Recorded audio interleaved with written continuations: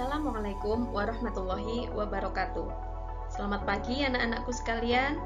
Berjumpa lagi dengan saya dalam pelajaran Bahasa Indonesia. Bagaimana kabar kalian hari ini? Semoga senantiasa sehat ya.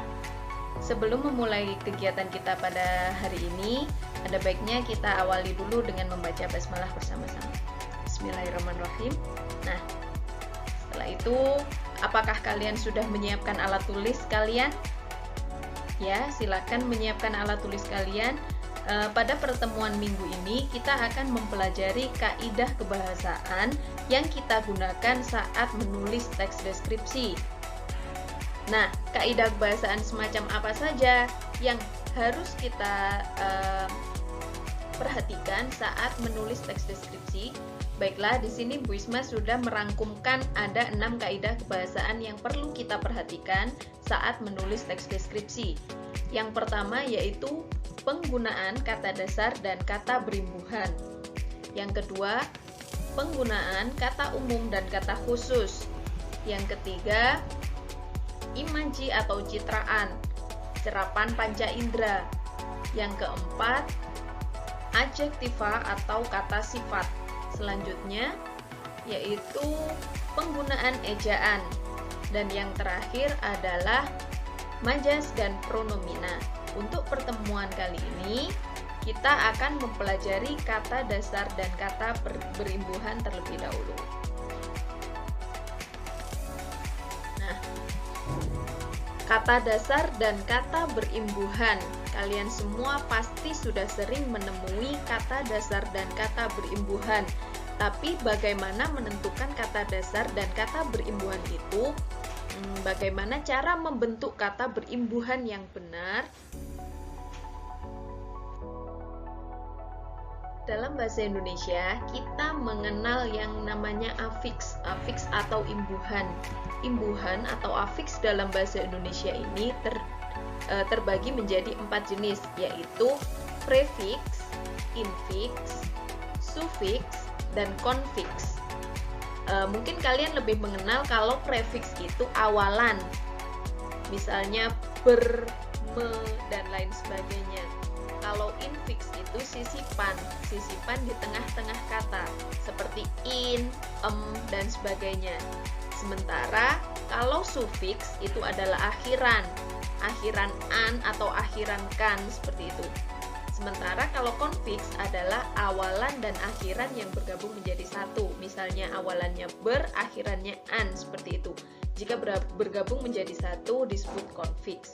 Lalu bagaimana proses pembentukan kata berimbuhan dengan afiksasi ini? Baiklah, kita awali dengan prefiks atau awalan. Kita mengenal banyak sekali jenis awalan, namun akan Bu Isma jelaskan beberapa awalan yang paling sering kita temui dalam kehidupan kita sehari-hari. Ada prefiks atau awalan me, di, ter, pe, be, se, ke, swa, pra, pasca, dan lain sebagainya. Lalu bagaimana proses membentuk kata berimbuhan dengan prefiks ini? Misalnya Bu Isma memiliki kata dasar makan. Diberi awalan me, kata bentukan atau kata berimbuhan yang terjadi adalah memakan. Seperti itu. Mudah ya? Lalu bawahnya Bu Isma memiliki kata dasar bawa. Ada bentuk prefiks di. Kata bentukan atau kata berimbuhan yang terjadi adalah di bawah. Begitu seterusnya. Mungkin kalian masih bingung. Nah, kata dasar itu kata yang seperti apa? Kata dasar itu kata yang tercantum di dalam Kamus Besar Bahasa Indonesia. Jadi kata yang tertulis di dalam kamus itu merupakan kata dasar. Jadi kalau misalnya memakan itu kata dasar atau bukan ya? Nah, di sini kita akan tahu kalau memakan itu ternyata kata bentukan atau kata berimbuhan, sudah bukan kata dasar lagi. Ya. Di bawah itu sudah merupakan kata bentukan atau kata berimbuhan, bukan kata dasar lagi karena kata dasarnya adalah bawah. Ada yang masih kurang memahami kata dasar dan kata bentukan dengan prefiks?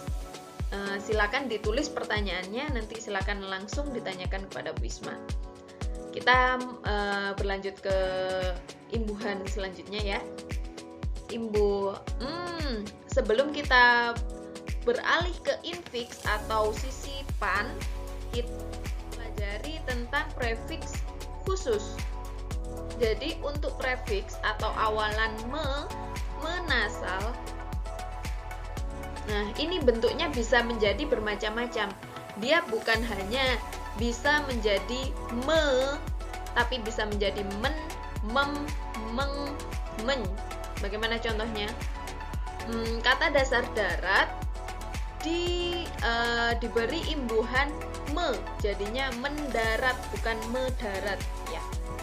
Selanjutnya, kata dasar buat diberi imbuhan awalan me, jadinya membuat secara otomatis bukan membuat.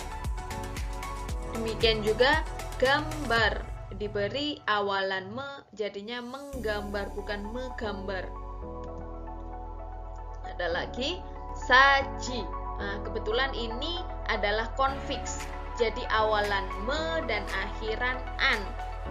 Kata dasar saji diberi awalan me dan akhiran an, jadinya menyajikan bukan mesajikan.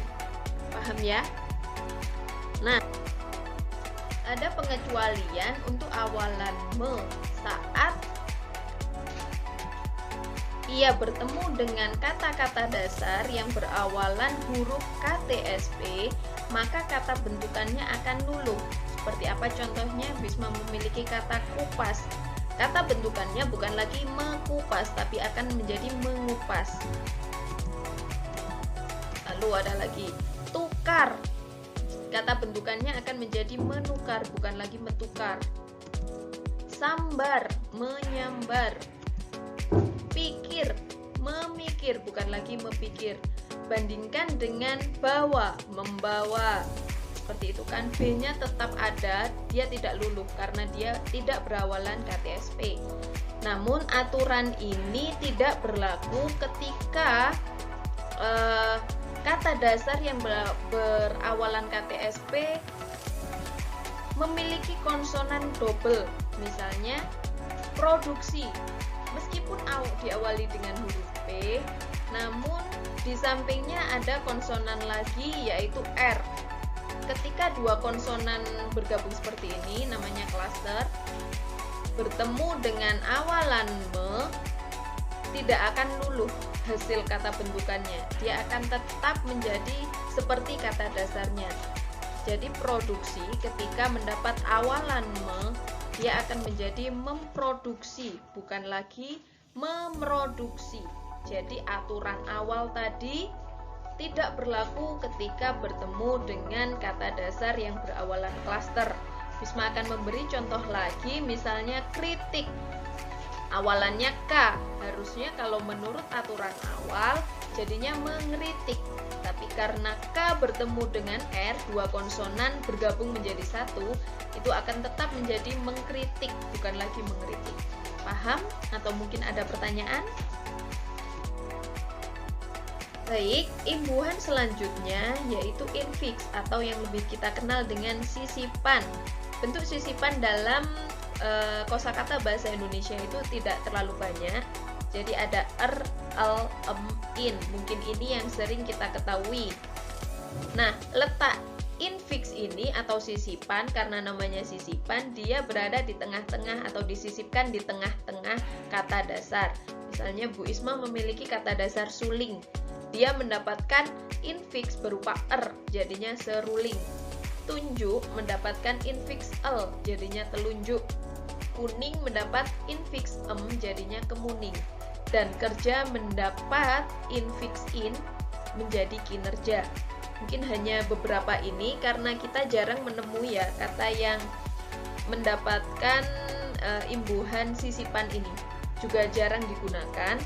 Jadi ya cukup kalian pahami saja. Selanjutnya ada yang namanya sufiks atau akhiran. Akhiran apa saja yang bisa kita temui dalam kosakata bahasa Indonesia? Nah, ada sufiks an, i, kan, man, wan, wati, dan sebagainya. Kata dasar makan mendapat sufiks an akan menjadi makanan. Kata dasar kulit mendapat sufiks i, kuliti. Kata dasar seni mendapat sufiks man, jadinya seniman, dan seterusnya seperti itu. Imbuhan yang terakhir adalah konfiks. Konfiks ini berupa awalan yang bergabung langsung dengan akhiran. Bagaimana bentuk konfiks yang sering kita temui dalam kosakata bahasa Indonesia? Baik, ada konfiks pean, beran, kean, dikan, memperkan. Jika kata dasar gugur mendapatkan konfiks beran, kata bentukannya adalah berguguran. Kata dasar ajaib mendapat konfiks kean, kata bentukannya menjadi keajaiban, dan sebagainya. Jika ada pertanyaan, jangan ragu untuk bertanya.